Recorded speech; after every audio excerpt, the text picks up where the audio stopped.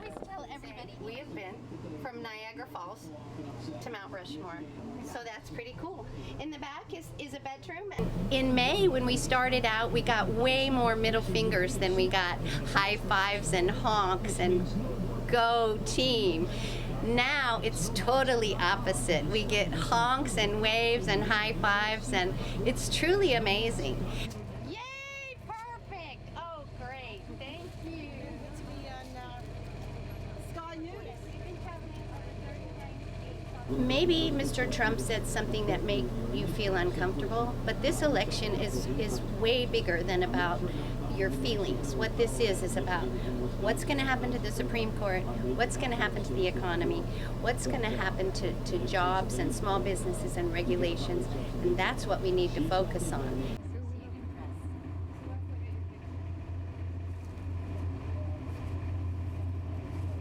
Republicans maintain their competitiveness with married women and usually college-educated women, which what we're seeing fall apart this election cycle is, Republicans are losing married women and they're losing college-educated women by huge margins. Who are we waiting for?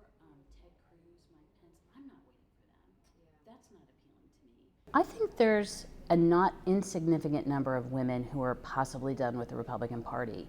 I see this both professionally, women who have worked in the Republican Party for decades, either at committees or as consultants or in the grassroots area, who feel very fatigued, very discouraged, and they don't know if there's a place for them, quite frankly.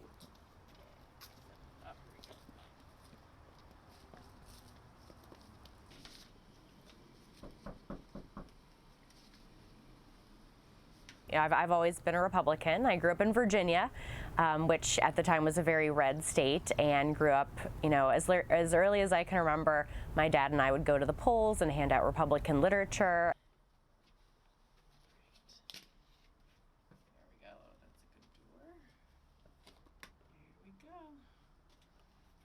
go. When our Republican leaders started to endorse Trump in May, I was very surprised. I felt like my party had left me, and I felt extremely discouraged and knew we had to do something. And there was a bunch of us talking throughout the primaries about what was happening to the Republican Party, and everybody was on board with creating a group. So we founded Republican Women for Hillary.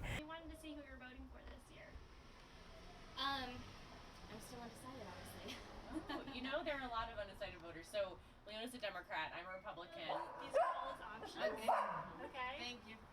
And do you know? That's kind of hard. We'll do it. You put this together before voting. You did a good job.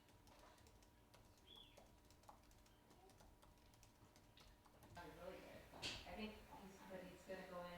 They're going to run a few more times. I'm frustrated with career politicians. They say one thing and they do another. Trump, he is brash. He'll say things that are aghast, but he's honest, and it's so refreshing to have someone that's honest that'll tell it like it is, not what you want to hear. They tell you what you need to hear.